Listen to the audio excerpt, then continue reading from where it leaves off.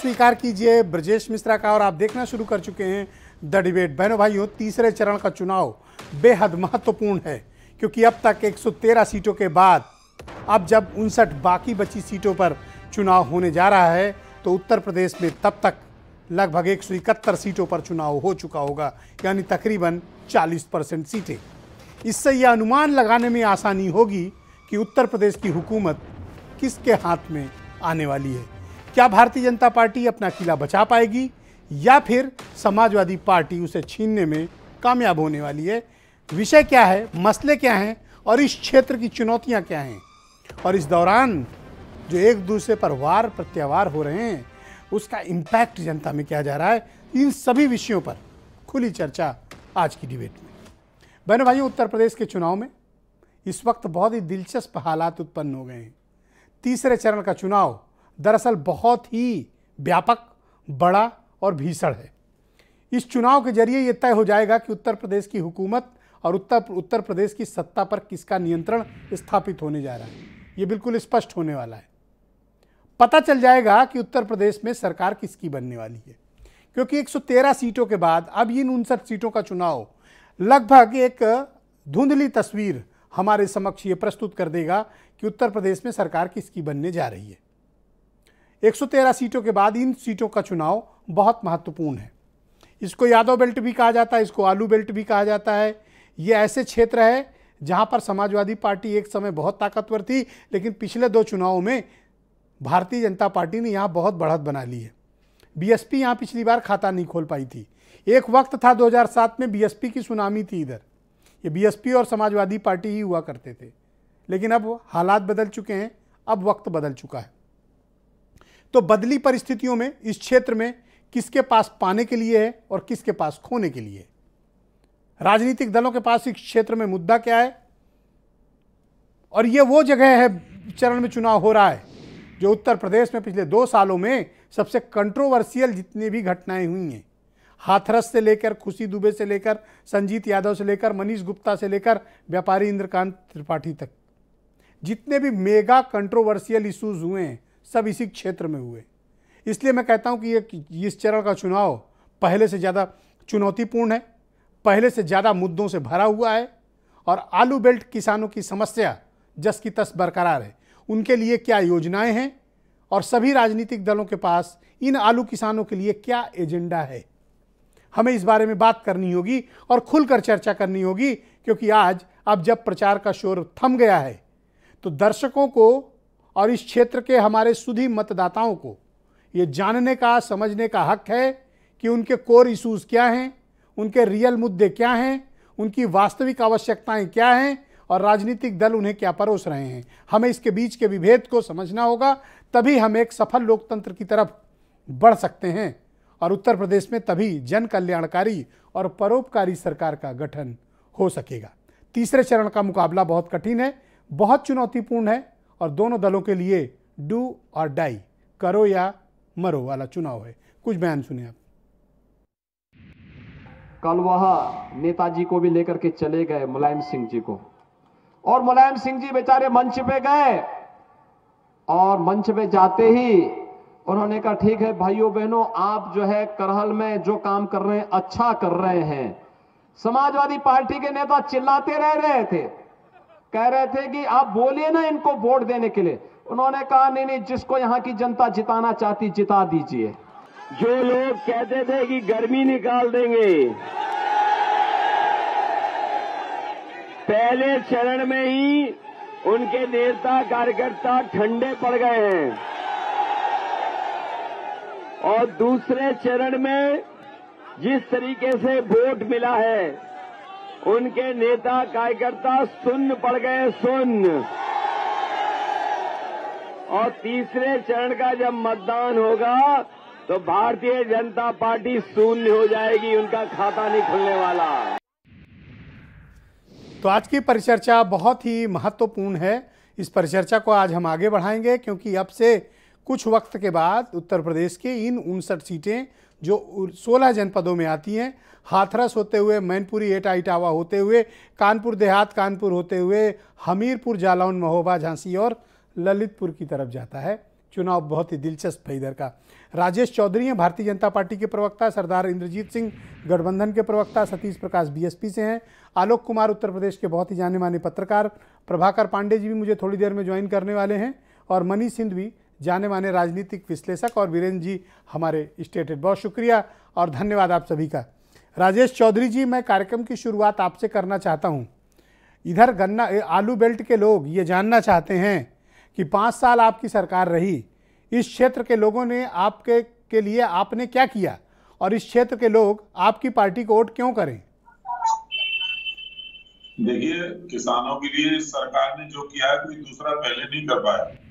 आलू करने वाले किसानों को बड़ा उन्नत किसान माना जाता है और अच्छा आलू की पैदावार होती है, उससे जो है हम लोग मैं भी आलू करता हूँ।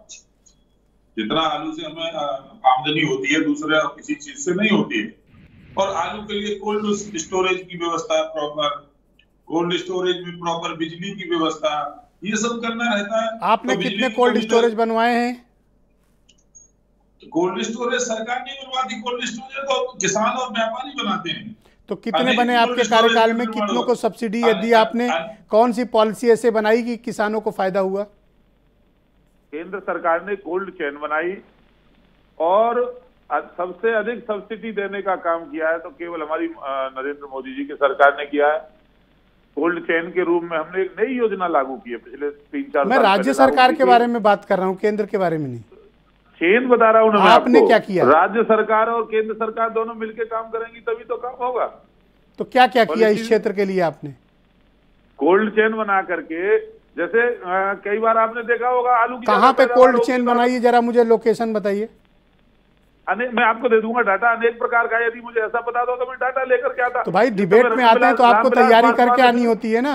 नहीं, रामविलास पासवान जिस समय के मंत्री थे उसी समय लॉन्च की थी और ये सपना था मोदी सरकार का, कोल्ड चेन बनाए, किसानों के लिए स्टोरेज की व्यवस्था हो, किसानों के लिए गोडाउन की व्यवस्था हो।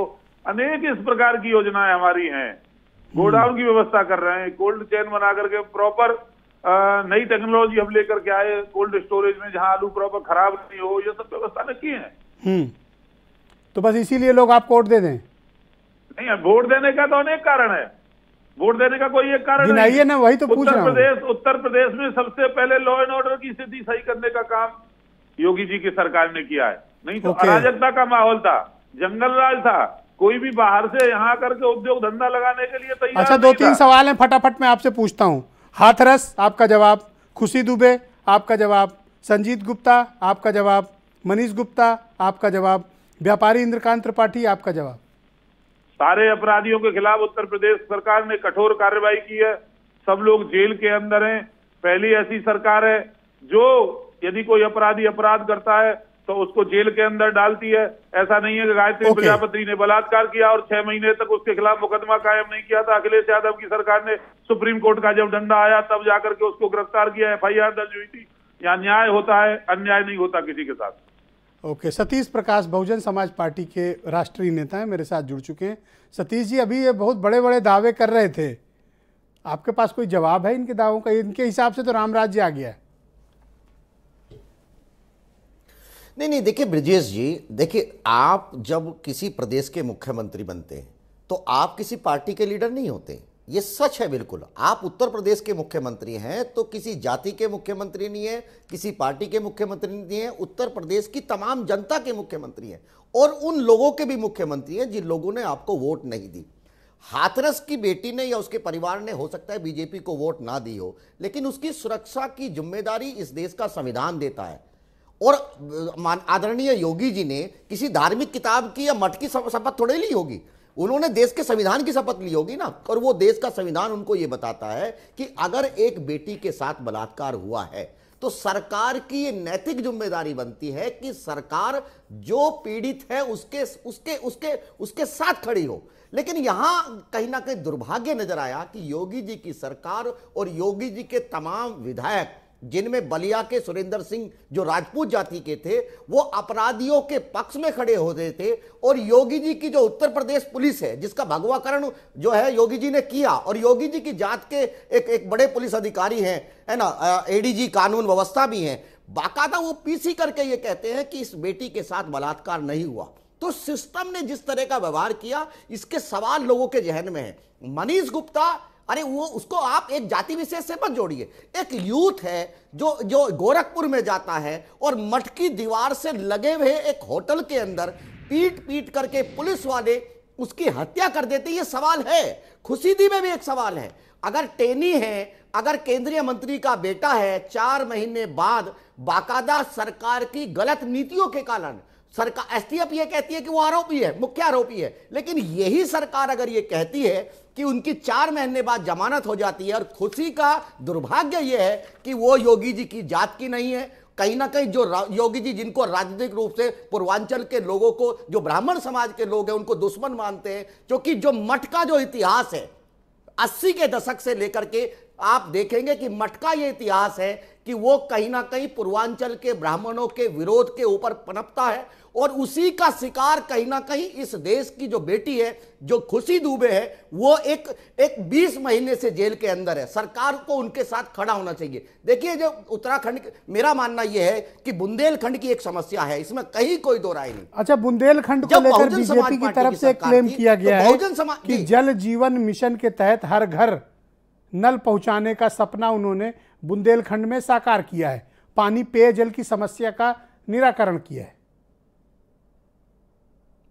नहीं, देखिए आप जी, नहीं देखिए, जल मुद्दा नहीं है। अब आपने टॉयलेट बनाया, लोगों के पेट खाली है, इसलिए टॉयलेट का उद्घाटन नहीं हो पा रहा। ये कहां की बात है भाई? आपने गैस का उज्ज्वला की योजना के अंदर सिलेंडर दे दिया, 450 रुपए का सिलेंडर आपने 1000 रुपए का कर दिया, इसलिए सारे के सारे सिलेंडर खाली है। आपने गांव के अंदर बिजली पहुंचा दी, लेकिन जिस गांव के अंदर 200 रुपए का बिल आया करता था, वहां 1500 रुपए का बिल आ रहा है ना।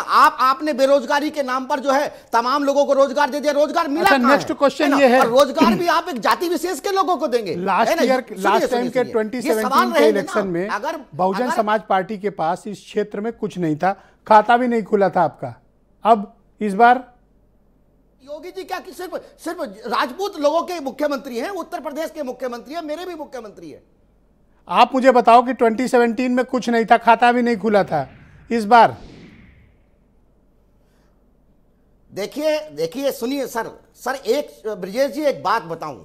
बहुजन समाज पार्टी का यह मानना है कि जो बुंदेलखंड की असली समस्या है, उसके वहां का बंटवारा, उत्तर प्रदेश का बंटवारा 4 हिस्सों में आना चाहिए। बहुजन समाज पार्टी की सरकार ने बाकायदा पूर्ण बहुमत की सरकार के दौरान उत्तर प्रदेश के 4 हिस्सों में बांटने का एक प्रस्ताव केंद्र सरकार को भेजा हुआ है। अगर वास्तव में देश के प्रधानमंत्री नरेंद्र मोदी जी बुंदेलखंड के लोगों के साथ इंसाफ चाहते हैं, थैंक यू, तो वो कहीं ना कहीं उत्तर प्रदेश। बहुत शुक्रिया आपका। मैं सरदार इंद्रजीत सिंह जी को आमंत्रित करता हूं, समाजवादी पार्टी और राष्ट्रीय लोकदल के गठबंधन के संयुक्त प्रवक्ता और राष्ट्रीय लोकदल के राष्ट्रीय महासचिव हैं। बहुत शुक्रिया आपका इंद्रजीत सिंह जी हमारे साथ कार्यक्रम में जुड़ने के लिए। मैं जानना चाहता हूं कि ब्रज क्षेत्र का कुछ हिस्सा इस बार तीसरे फेज में चुनाव में है।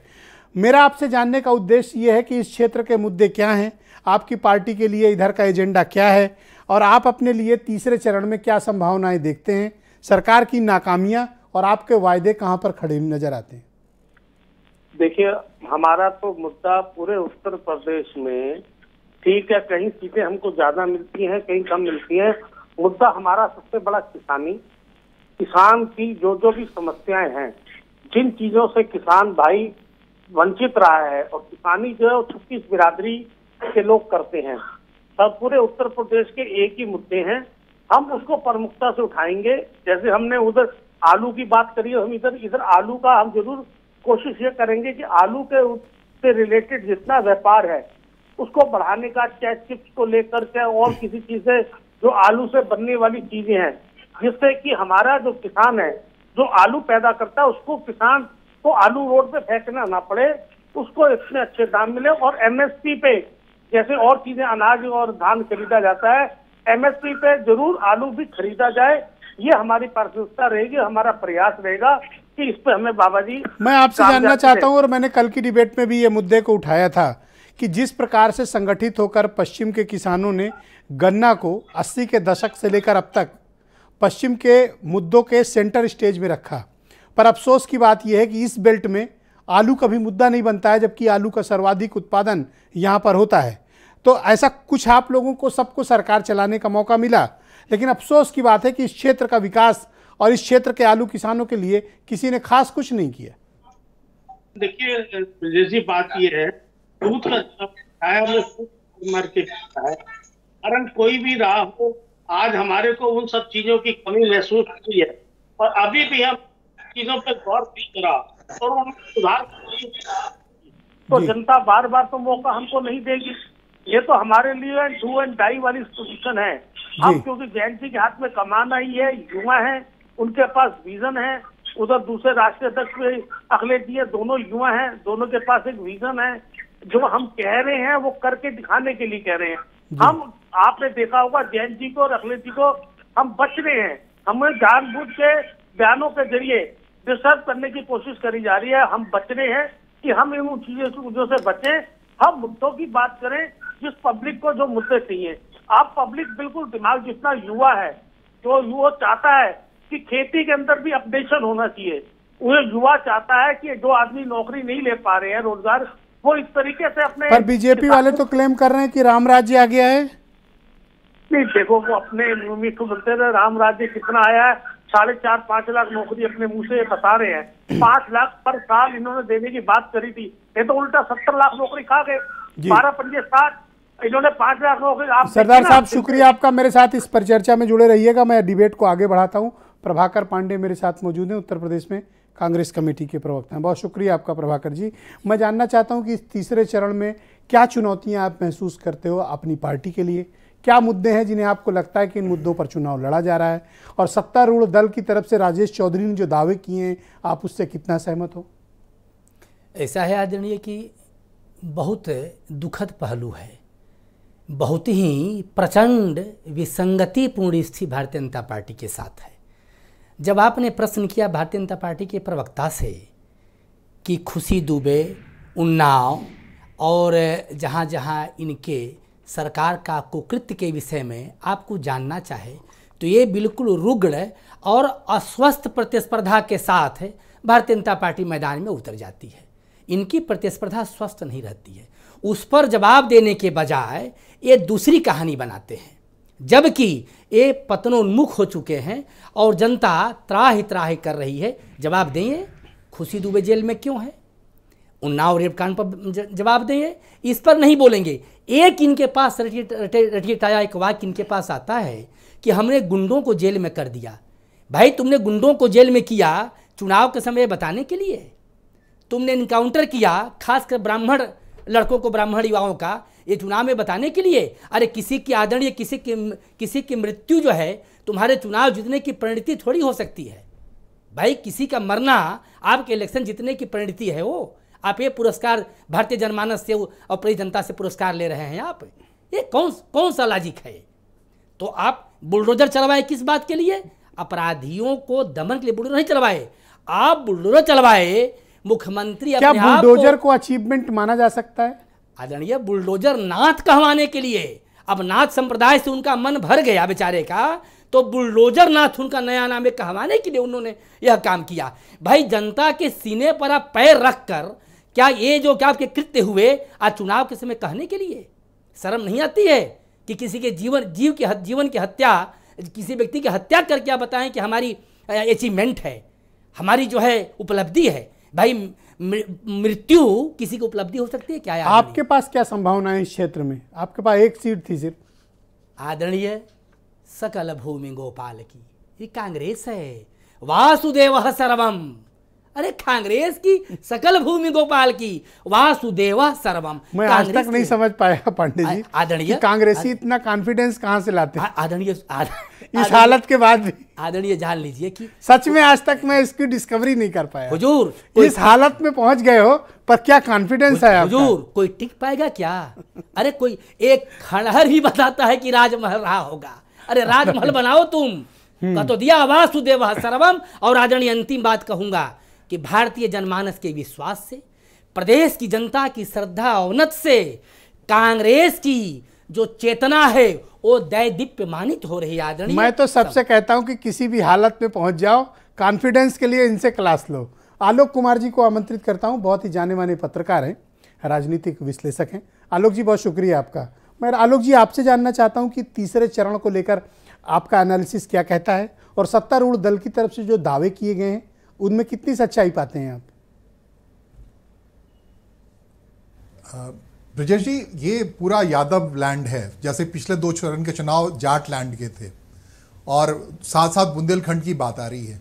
ये पूरा परिक्षेत्र जहां की पिछली बार बीजेपी का परफॉर्मेंस जो था अभूतपूर्व था। खुद बीजेपी को भी नहीं पता था कि इतनी बड़ी संख्या में इस बेल्ट से अखिलेश के मुख्यमंत्री रहते हुए जीत के चले आएंगे। अगर इसको रिटेन भी कर लेती है तो बहुत बड़ी उपलब्धि होगी भारतीय जनता पार्टी की।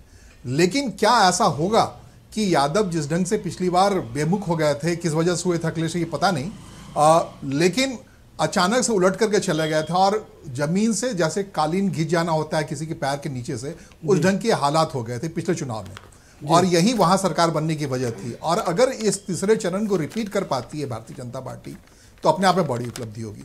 मोर्चेबंदी, जैसे आपने विकास की बात की, तो इस क्षेत्र में विकास मुद्दा बनते बनते रह गया है। सच्चाई ये है कि केन बेतवा प्रोजेक्ट बनाना था इनको, और अभी तक 7 साल हो गए, उस पर मूलतः फैसला लिया ना था। इजराइल की बहुत बड़ी बड़ी कंपनियां आई थी जो कह रही थी बुंदेलखंड को इजराइल के बराबर के टक्कर के इकोनॉमी वाला बना देगी। आलू की बात आप कर रहे थे, उसके लिए बहुत सारी परियोजना आई, बहुत सारे सोच आए, लेकिन बड़े आसानी से किए जाने की बातें थी उसमें, वो नहीं कर पाई। तो विकास के फ्रंट पे इस पूरे मैदान में आप देखें, खासकर बुंदेलखंड को अगर रखें आप, तो बहुत एक मास्टर प्लान उसको लेकर कई दफे होता रहा, बनता रहा। जो बीजेपी अध्यक्ष जो स्वतंत्र देव जी हैं उनके इलाके की बात है ये, और साध्वी निरंजना की। तो वहाँ विकास के बजाय सोशल ऑपरेशन में, इंजीनियरिंग में वहाँ बीजेपी ने ज़्यादा काम किया है। तो उसको रिटेन करना इस बार उसके लिए फिर चुनौती है। अगर उसको रिटेन कर पाती है सोशल इंजीनियरिंग के out of 49 seats Bharatiya Janata party के पास रहेंगी। इसका मतलब एक मैसिव, एक बड़ा सुनामी राजनीतिक तौर पर बीजेपी के पक्ष में 2017 में था। 2019 में भी इस क्षेत्र में बीजेपी ने अच्छा परफॉर्मेंस दिया। तो अब क्या कारण है कि बीजेपी यहाँ पिछड़ेगी? यही मैं कह रहा हूं कि देखिए, बीजेपी वहां एक कायदे से सोशल इंजीनियरिंग, और वहां बसपा बिल्कुल मैदान से हट गई। और बसपा का जो पारंपरिक वोट था, बसपा ने वैसा लीडरशिप वहां डेवलप नहीं किया। भले ही वहां सतीश चंद्र मिश्र उसी इलाके से आते हैं, और बैद्यनाथ परिवार है झांसी का, वो काफ़ी महत्वपूर्ण है उस इलाके में, बसपा के लिए काम करता रहा है। लेकिन बसपा का पूरा वोट बैंक टूट करके एक तरीके से इस पूरे बेल्ट में भारतीय जनता पार्टी के साथ जुड़ गया। आप देख ही रहे हैं कि मुख्यमंत्री अखिलेश के खिलाफ करहल से उम्मीदवार जो हैं, जो केंद्रीय मंत्री हैं, वो बेसिकली कभी किसी वक्त काशीराम के मैंडेट को लेकर चल रहे थे, और वो लगभग टूट के उस इलाके में चले गए। तो इस पूरे बेल्ट में जहां अभी चुनाव हो रहा है तीसरे चरण का, तो बसपा की गैर मौजूदगी भारतीय जनता पार्टी के लिए सबसे बड़ी देन के तौर पर उभरी है। क्या ये व्यवस्था, तो अगर बसपा के वोटों का बिखराव होता है तो आपका अनुमान क्या कहता है कि वो वोट किसके हिस्से लगेंगे, सपा के या भाजपा के या दोनों के? पिछले दफे तो भाजपा उस पूरे वोट को अपने साथ ले ली थी, और इसकी वजह से ही उसने ये चमत्कारिक जो फिगर जो दिख रहा है 49 सीट्स, तो बसपा की बहुत बड़ी सीटें, बहुत बड़ी आबादी है, बहुत बड़ा क्लास टूट के भारतीय जनता पार्टी के पास चला गया था। अगर उसमें सोशल इंजीनियरिंग के जैसे राजभर आए हैं सपा के साथ निकल करके, तो क्या उसको ब्रेक करने में सफल होते हैं? बहुत सारे काम अखिलेश की ओर से किया है सपा इस गठबंधन में, कि यादवाज के साथ बाकी जातियों को जोड़ने की बात हुई है। तो अगर सपा का ये सोशल इंजीनियरिंग किसी ढंग से और सफल होता है और भेदने में सफल होता है, बहुत शुक्रिया आपका आलोक जी, बहुत बहुत धन्यवाद। मैं मनीष सिंधवी जी को आमंत्रित करता हूं। मनीष जी, आपका आकलन क्या कहता है कि तीसरे चरण में मुकाबला किस प्रकार का है? मुद्दे कौन से हैं जो तीसरे चरण में हावी हैं? और तीसरा, जो सत्तारूढ़ दल की तरफ से राजेश चौधरी ने दावे किए, उनको आप हकीकत की कसौटी पर कैसा पाते हैं? पहले सवाल से शुरू करते हैं। 3 अलग अलग हिस्से हैं। एक बुंदेलखंड का है, एक जो अवध वाला हिस्सा है, और एक जो ब्रज वाला, जिसको आलोक जी ब्रज वाला हिस्सा, हाँ, वो जो ब्रज वाला हिस्सा है वो बेसिकली सपा का स्ट्रांग होल्ड रहा है। इधर कानपुर की तरफ आइए, जब जो अवध क्षेत्र में आइए, यहाँ पर लड़ाई बराबर की होने की उम्मीद है। बुंदेलखंड में पिछली बार भाजपा के पास सब था, इस बार मुझे शक है, क्योंकि यहाँ से वो तीसरी बात शुरू होती है कि तुम्हारी फाइलों में गांव का मौसम गुलाबी है, मगर ये आंकड़े झूठे हैं, ये दावे किताबी हैं। 5 साल बीतने के बाद अभी इलेक्शन जब आया है, उसके पहले 735 परियोजनाओं की घोषणा हुई है। आप हर घर जल की बात करते हैं, सरकारी आंकड़ा है कि पूरे यूपी में सिर्फ 13% ग्रामीण घरों में साफ पीने का पानी है। सरकारी आंकड़े हैं। इनके ये अपने मुंह से भाजपा कहती है, अभी नवंबर 2021 का मसला है, एक न्यूज़ थी, एक रिपोर्ट थी कि ये कह रहे हैं कि साहब हम 40% घरों में ही पहुंचा पाए हैं। तो आप 5 साल कहाँ थे? आपने जिनकी बात आलोक जी कर रहे थे, जिन बड़े बड़ी योजनाओं और परियोजनाओं की बात हुई, वो सब किताबों में रह गई, दावों में रह गई।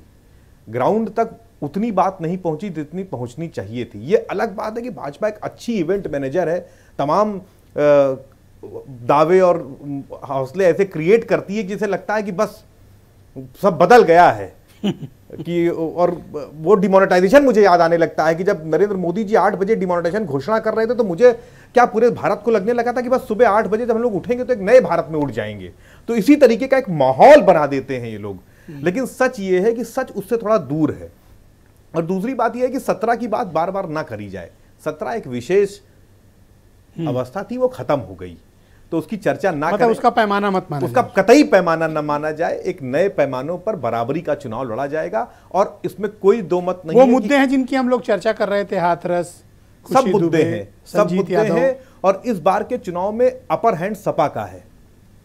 इसका कारण मैं एक दूंगा आपको। आप बड़ा दावा कर रहे हो। मैं बड़ा दावा इसलिए कर रहा हूं कि एक माहौल आपको दिखने लगता है। जैसे याद करिए 2006 मई की बात मैं याद करता हूं, 7 में मार्च और अप्रैल में चुनाव होने थे, लेकिन ये कहीं ना कहीं स्पष्ट हो गया था कि सरकार बसपा की आ रही है। वो पहले से वो चीजें दिखने लगती हैं। 11 के अंत तक बताऊं आपको, 2011 में सपा का आगमन दिखने लगा था। कोई सीटें प्रेडिक्ट नहीं कर रहा था, उसमें ऊपर नीचे हो सकता है, लेकिन दिखने लगा कि सरकार किसकी बनती है। अभी क्या दिख रहा है आपको? अभी मुझे सपा अपर हैंड में दिख रही है, आती हुई नहीं दिख रही। मैंने कहा सीटों के दावे नहीं किए जा सकते क्योंकि आप जानते हैं सियासत रोज बदलती है। Correct, I do agree with you. Virendra ji भी हमारे साथ इस कार्यक्रम में सम्मिलित हो चुके हैं। वीरेंद्र जी अभी तीसरे चरण का पूरा जायजा लेके मनीष जी लौटे हैं, तो उनके पास काफ़ी इन्फॉर्मेशन है इस क्षेत्र में कि क्या कुछ जनता के बीच चल रहा है। वीरेंद्र जी बहुत स्वागत आपका। क्या महसूस किया आपने अपने 5 दिन के दौरे में?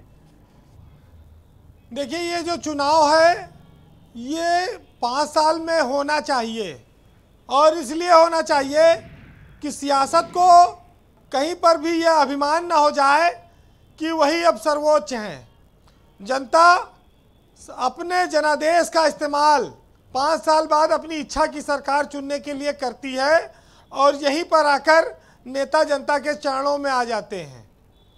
ये आप देखिए कि जो आज आप कहकर पैरों में गिर रहे हैं, वो कौन हो कहकर लात मारने की जो कला है ये राजनीतिज्ञों को आती है। आपने देखा होगा, चुनाव बाद यही पूछेंगे कौन हो तुम, भागो यहाँ से। अभी तो सब पैर छुए जा रहे हैं।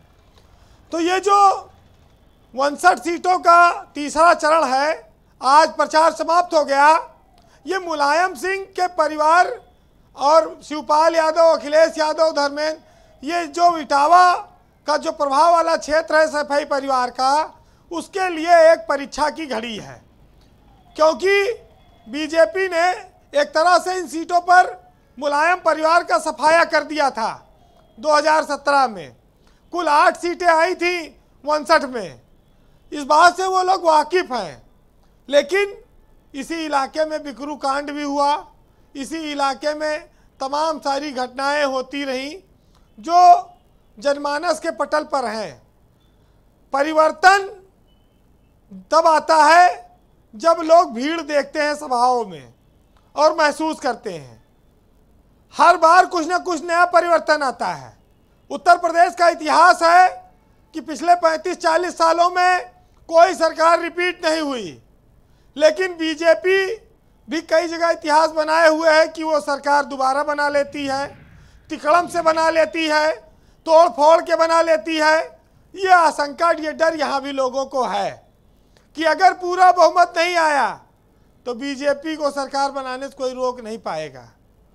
ये बात हम आप और तमाम जनमानस में चर्चा है।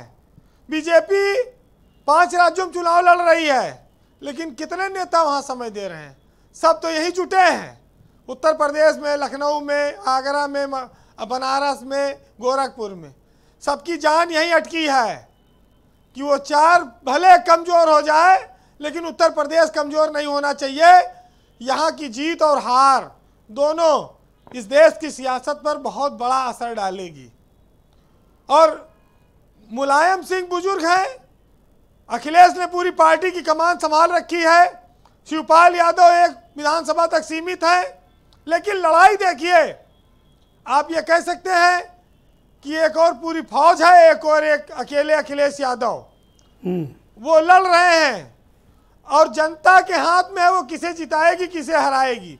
लेकिन आप देखिए कि जब ये गर्मी और चर्बी वाला मामला पहले 2 चरण में उछला था, यहाँ नहीं उछल रहा है, यहाँ गुंडागर्दी वाला मामला चल रहा है कि साहब वो केंद्रीय मंत्री गाड़ी तोड़ दी, ये गुंडे आ जाएंगे, गुंडों की पार्टी है। यहाँ पर नारा बदल गया है, अभियान बदल गया है तीसरे चरण में।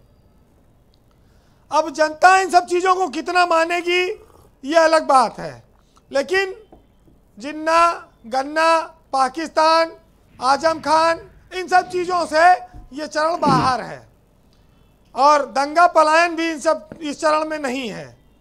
तो कुल मिलाकर अब जिसे आप यादव लैंड कह लीजिए, यादव पट्टी कह लीजिए, ये फर्रुखाबाद, ये इटावा, ये मैनपुरी, औरैया, कानपुर देहात, कन्नौज, ये सब चीज़ें हमेशा अधिकतर समय मुलायम के प्रभाव का क्षेत्र रही हैं। बीजेपी ने इनको हराया, अब ये दोबारा उस स्थिति को प्राप्त कर पाएंगे। मनीष सिंघवी जो दावा कर रहे हैं कि इस क्षेत्र में समाजवादी पार्टी का अपर हैंड है, क्या आप अपने दौरे में आपने ये महसूस किया क्या?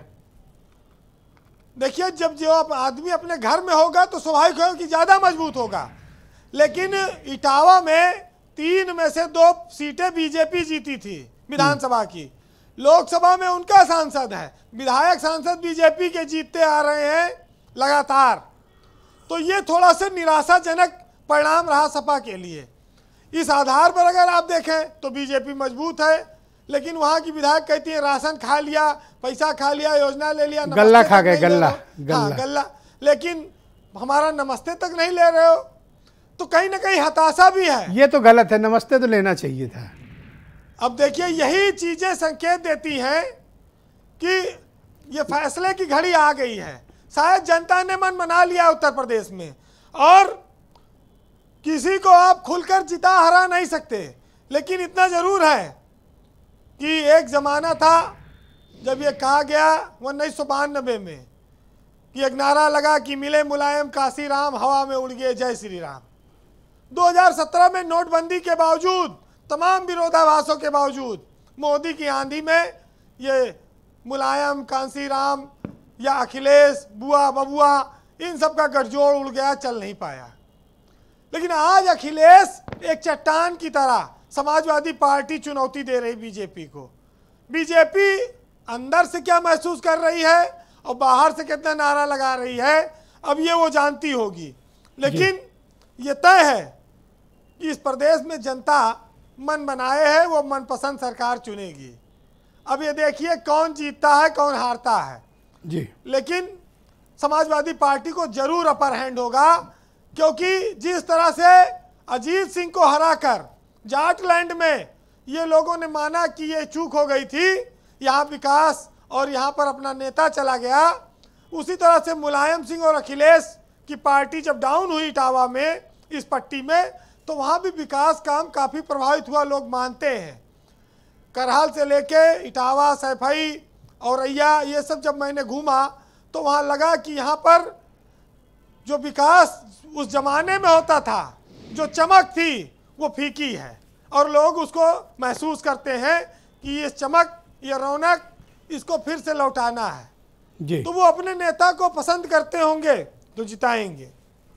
बहरहाल ब्रजेश जी, ये चुनाव अब मुसलमान के बजाय गुंडागर्दी वाले इशू पर ज़्यादा आ गया है, और इससे बीजेपी अपील कर रही है कि समाजवादी पार्टी में गुंडागर्दी होती है, कई जगह कहा गया जी। अब ये देखिए कि एक मर्डर इस चुनाव में हुआ है खाली शाहजहांपुर में, बाकी ये चुनाव में कोई रक्त रंजित हिंसा, दंगा, लूटपाट अभी तक सामने नहीं आई है, तो इस चुनाव की सफलता मानी जाएगी जी। बहरहाल, वार सियासत तेरे भी हैं क्या कहने, औलाद को पढ़ाने में माँ ने बेच दिए गहने, कहीं महजबी अत्याचार तो कहीं महंगाई की मार, हाथों में डिग्री ले देश के युवा घूम रहे बेरोजगार। भर्तियां हर बरस निकाल कर तूने खूब राजस्व कमाया और फिर बहाली के लिए युवाओं को अदालत के चक्कर कटाया। तो अब भी मौका है, अंधेरों का कोई इलाज करो, वरना ये आने वाली नस्लें उजालों को तरस जाएंगी। बहुत बहुत शुक्रिया बीरेन जी, आपका बहुत बहुत धन्यवाद तीसरे चरण में ग्राउंड जीरो से अपने इनपुट हमें उपलब्ध कराने के लिए। बहनों भाइयों, कू ऐप पर हमने आज की बहस को लेकर एक प्रश्न कू ऐप पर डाला। प्रश्न ये कि तीसरे चरण में कौन से मुद्दों पर जनता पार्टियों को अपना समर्थन देगी। तो इस पर आकांक्षा सिंह लिखती हैं कि ज़मीन पर विकास के मुद्दे जनता को आकर्षित कर रहे हैं। अच्छी बात है अगर ऐसा हो रहा हो तो विकास। आशा सिंह लिखती हैं कि जनता का रुझान बेरोजगारी और विकास के मुद्दे पर ही है, धार्मिक मुद्दों पर नहीं। तो राम रक्षा लिखते हैं कि बच्चों को अच्छी शिक्षा, रोजगार, किसान और कानून व्यवस्था ही मुद्दा है। बहुत अरसे के बाद मैं ऐसा चुनाव उत्तर प्रदेश में देख रहा हूँ जो किसी सांप्रदायिक ध्रुवीकरण पर आधारित नहीं है, जो हिंदू मुसलमान पर आधारित नहीं है, जो शमशान कब्रिस्तान पर आधारित नहीं है, जो मंदिर और मस्जिद पर आधारित नहीं है, बल्कि इस बार मैं महसूस कर रहा हूँ कि कोर इश्यूज़ पर जनता अपना चुनाव खुद लड़ रही है। अब राजनीतिक दलों को ये समझ में नहीं आ रहा कि कौन से मुद्दे हैं जो जनता को ज़्यादा आकर्षित कर रहे हैं। मैं राजेश चौधरी का रुख करूंगा, भारतीय जनता पार्टी के प्रवक्ता हैं।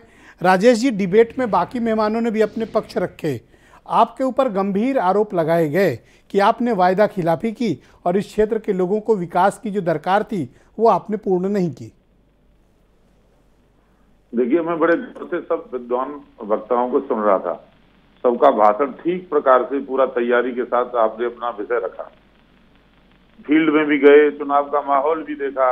अब मैं क्या चश्मा पहनकर जा रहा हूँ, किस व्यक्ति से बात करना पसंद करता हूँ, ये तो जाने वाले पे डिपेंड करता है। पक्ष भी है और विपक्ष भी है। मुझे किसका बयान नोट करके लाना है, किसको टेलीविजन पे दिखाना है, ये तो मैं तय करूंगा। और रही बात बहुत सारे मुद्दों की, एक हमारे मनीष जी कह रहे थे जाट लैंड में चुनाव हो चुका है, यादव लैंड में चुनाव होना बाकी है। मैं भी जाट लैंड से ही आता हूँ, मैं भी जाट हूँ, मैं भी इलेक्शन फाइट करके आया हूँ, द्वार द्वार गया हूँ जनता के। मुझे पता है गरीब महिलाएं, गरीब मजदूर, किसान किस तरह से योगी जी और मोदी जी के साथ आज खड़े हैं।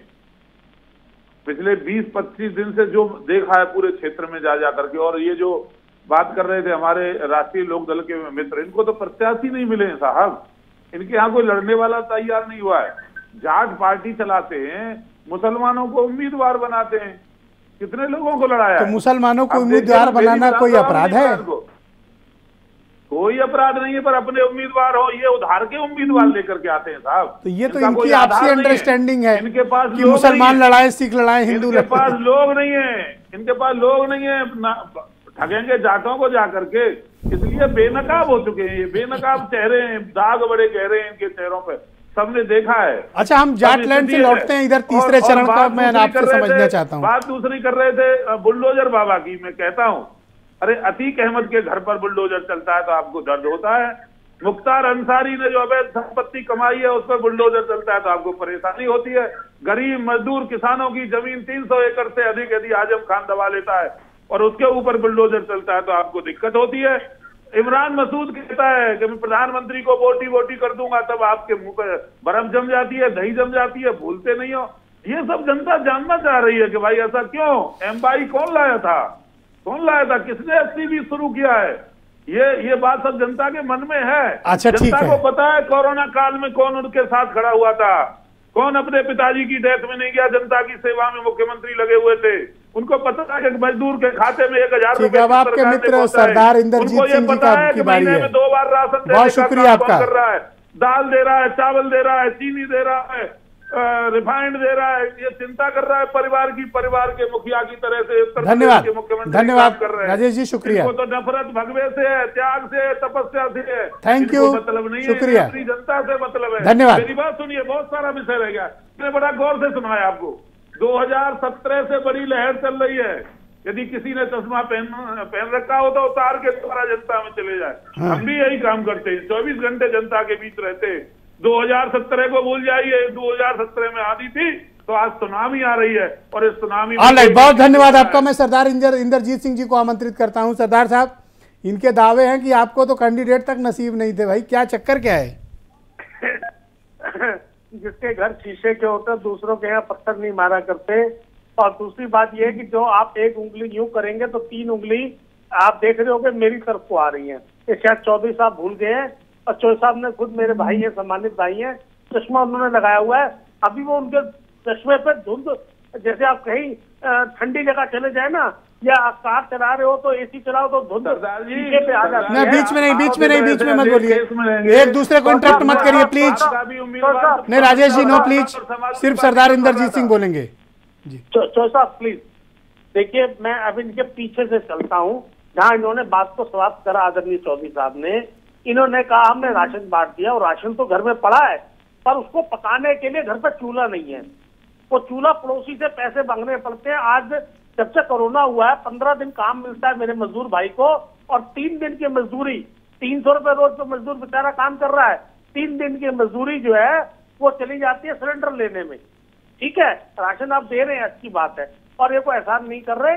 ये सब सरकार जनता का पैसा है, वही हमारे बीच में आ रहा है जी। ठीक है, कोई बात नहीं, लेकिन बात है कि जिन बातों को आपने कहा उनको दोबारा पेश कर दिया आपने। इधर तो आपने कहा गन्ने की 15 दिन, आपने वही मेमोरेंडम फिर वही पेश कर दिया।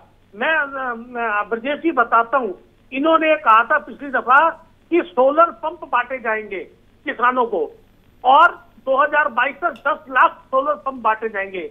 मैं आपको सूचना दे रहा हूँ, मात्र 6,068 सोलर पंप बांटे गए हैं। मैं ब्रजेश जी को बता रहा हूँ, इस पर जवाब देना मेरे को बाद में, जब मेरी बात खत्म हो जाए, कि आपने 10 लाख में से कितने सोलर पंप बांटे हैं। एक बात, इन्होंने मेगा फूड पार्क बनाने की बात करी थी, और 6 में बनाने के लिए बात करी थी, 1 ही बन पाया। ठीक है, ये कहन दावा करने में इनसे बड़ी पार्टी कोई नहीं है। अब इन्होंने मिल्क प्रोसेसिंग प्लांट लगाने की बात करी थी, 1 ही प्लांट लग पाया मथुरा में। अरे भाई मेरे का क्या क्या आपने कहा करा दो।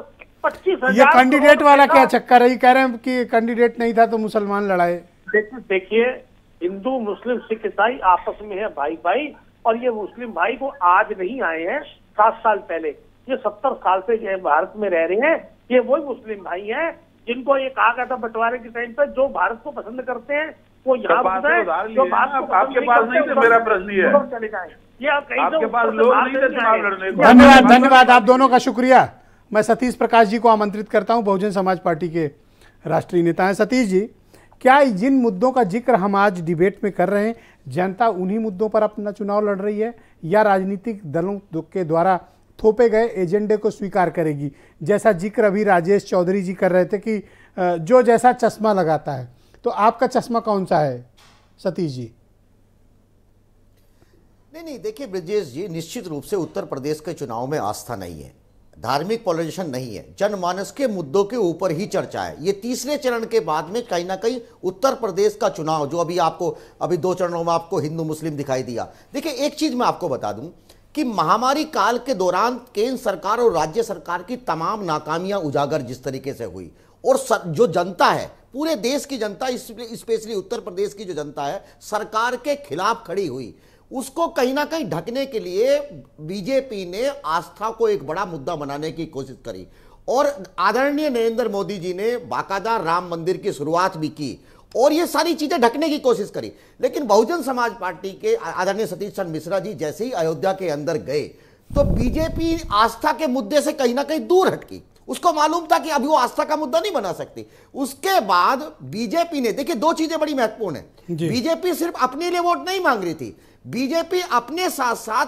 कहीं ना कहीं यह भी बता रही थी कि समाजवादी पार्टी को आप इसलिए वोट दीजिए, बाकी लोग, कि समाजवादी पार्टी मजबूत है। और कहीं ना कहीं बीजेपी जो है धार्मिक पोलराइजेशन का एक दूसरा खाका खींच रही थी कि उत्तर प्रदेश के अंदर पॉलिटिकल पोलराइजेशन किया जा सके। पॉलिटिकल पोलराइजेशन तो हुआ या नहीं हुआ? आपका क्या मत है कि सांप्रदायिक ध्रुवीकरण हुआ राजनीतिक तौर पर या नहीं? नहीं, सुनिए, देखिए नहीं है। और ब्रजेश जी, दावे के साथ कह सकता हूं, तीसरे चुनाव के बाद उत्तर प्रदेश का चुनाव और खिलेगा, जनमानस के मुद्दों के ऊपर ही चुनाव होगा, महंगाई के ऊपर चुनाव होगा। कहीं ना कहीं जो लोगों इस पॉइंट पर मैं आपसे संपूर्णतः सहमत हूं। अभी भी बहुत सारे लोग आपके इस मुद्दे, इस विषय पर मैं सहमत हूं कि तीसरे चरण के बाद चुनाव और खुलेगा। जी, एक चीज मैं कहना चाहता हूं जी, जी एक चीज मैं और कहना चाहता, देखिए आलोक जी ने एक बात कही कि ये तमाम जो बुंदेलखंड का जो दलित है वो सोचता है कि बीजेपी एक उसका ऑप्शन हो सकता है। आलोक जी 70 के दशक में यही दलित था जो कांग्रेस को वोट दे रहा था, है ना। और जब से बहुजन समाज पार्टी बनी है तब से आज तक दलितों की पहली पसंद बहुजन समाज पार्टी इसलिए है कि उनका एक भावनात्मक जुड़ाव भी है। और बीजेपी के सरकार को हम इसलिए वोट देंगे कि उसने आरक्षण के ऊपर कुठाराघात किया, संविधान बदलने की बात करते हैं, तमाम जो दलितों के जो संवैधानिक अधिकार है उनको मिटाने की बात करते हैं। और इसी उत्तर प्रदेश के अंदर 2 अप्रैल की घटना घटी ना, 1 लाख दलितों को आपने जेल में डाला ना, तो ये सारे सवाल होंगे। और बहुत शुक्रिया आपका, धन्यवाद कि अभी इस देश के दलितों का धन्यवाद प्रभाकर पांडे जी, प्रभाकर पांडे जी, धन्यवाद आपका सतीश जी, उसको मालूम है कि मतदान के माध्यम से कहीं ना कहीं धन्यवाद व्यवस्था का हिस्सा बनना चाहता है वो। धन्यवाद जी। प्रभाकर पांडे जी, ये हिंदू मुसलमान क्यों नहीं चल रहा भाई इस बार? ऐसा है आदरणीय कि ये चलाने की कोशिश कर रहे हैं, नहीं चल रहा है। बहुत व्यथा है, इस बात की पीड़ा है।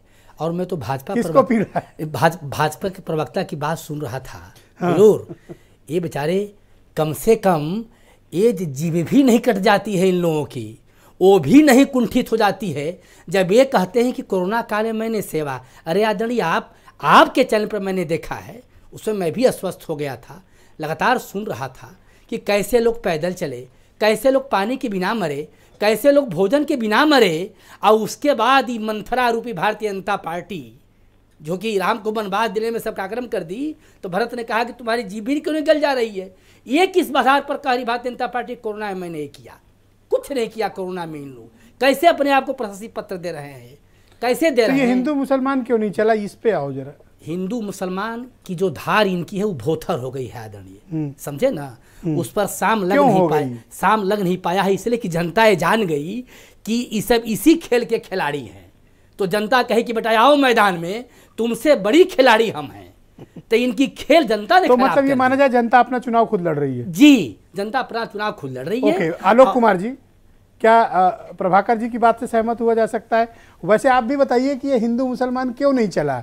हमेशा तो चला, इस बार क्यों नहीं चल रहा है? ये पसीना ला रहा है चेहरे पे। अगर आप सत्तारूढ़ दल के बारे में आप सोचेंगे तो उनका फोकस यही था। पिछले 2017 में भी खूब चला और आसानी से वो निकल गए। इस जिसको अभिमन्यु का दरवाजा अगर मानिए तो उस गधे के सहारे ये निकल गए थे वहां से। इस बार बिल्कुल अभिमन्यु वहां फंस गया है कि ये गधा चल ही नहीं रहा है। इस बार बिल्कुल क्यों नहीं चल रहा? मेरी भी जिज्ञासा है एक पत्रकार के नाते कि ये इस बार क्यों नहीं चल रहा है, ऐसा क्या हो गया? देखिए ये इनको एक समय मिल गया, 7 साल का समय अगर केंद्र सरकार से लेकर के और यहाँ तक देखें तो एक समय मिल गया। इन्होंने इस मामले में बहुत कुछ कहा।